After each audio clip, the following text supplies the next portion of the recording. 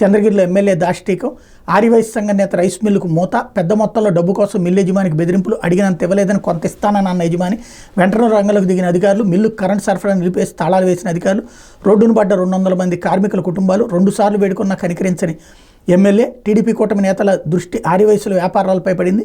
కష్ట నష్టాలకు వచ్చి వ్యాపారాల ద్వారా ప్రభుత్వానికి పన్నుల ద్వారా ఆదాయాన్ని ఇవ్వడమే కాకుండా 10 మందికి ఉపాధి చూపిస్తున్న ఆర్యవైశ్యులు టీడీపీ నేతలు బెదిరింపులకు గురి చేస్తున్నారు. పెద్ద ఎత్తున డబ్బులు డిమాండ్ చేస్తున్నారు. అడిగినంత ఇవ్వకుంటే అధికారులతో వ్యాపారాలను సీజ్ చేయిస్తున్నారు. వ్యాపారాలతో పాటు వందలాది కార్మికుల జీవితాలను రోడ్డు పాలు చేస్తున్నారు. గత కొద్ది రోజులుగా జిల్లా వ్యాప్తంగా పలువురు వ్యాపారులను బెదిరించి డబ్బులు వసూలు చేసినట్టు ఆరోపణలు ఉన్నాయి. తాజాగా చంద్రగిరి నియోజకవర్గం కుంట్రపాకంలో ఆర్యవైశ్యుల సంఘం నాయకుడు కిషోర్కి చెందిన ఎల్వీఎం రైస్ మిల్లును మూసివేయించారు. గత 19 సంవత్సరాలు నిర్వహిస్తున్న మిల్లులో 200 మంది కార్మికులు పనిచేస్తున్నారు. తిరుపతి రూరల్ రామచంద్రపురం మండలానికి ఎంతోమంది రైతులు ధాన్యాన్ని మిల్లులో బియ్యం చేసుకుని వెళ్తుంటారు.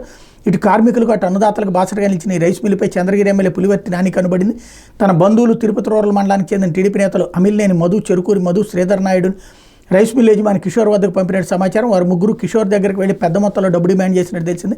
అంత ఇవ్వలేనని కొంత ఇస్తానని చెప్పినప్పటికీ వాళ్ళు అంగీకరించలేదని సమాచారం. దీంతో ఎమ్మెల్యే పులివర్తి నాని వెంటనే అధికారులు రంగంలోకి దించి అన్ని రకాల అనుమతులతో నడుస్తున్న రైస్ మిల్కు బుధవారం అకస్మాత్తుగా విద్యుత్ సరఫరాను నిలిపేయించి సీజ్ చేయించినట్టు వ్యాపార వర్గాలు చెప్తున్నాయి. దీంతో రైస్ మిల్లు మూతపడింది. 200 మంది కార్మికుల కుటుంబాలు రోడ్డును పడ్డాయి.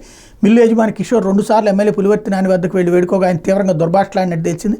తాను లోకేష్కి అత్యంత సన్నిహితునని, తన మాట వినకుంటే జిల్లాలో ఎక్కడా నిన్ను వ్యాపారం చేయనీనంటూ కిషోర్ భయపెట్టినట్టు సమాచారం. దీంతో కిషోర్ కంటనీరు పెట్టుకుని బయటకు వచ్చినట్టు వ్యాపార వర్గాలు తెలిపినాయి అన్నట్టు వార్తని హైలైట్ చేశారు. కాకపోతే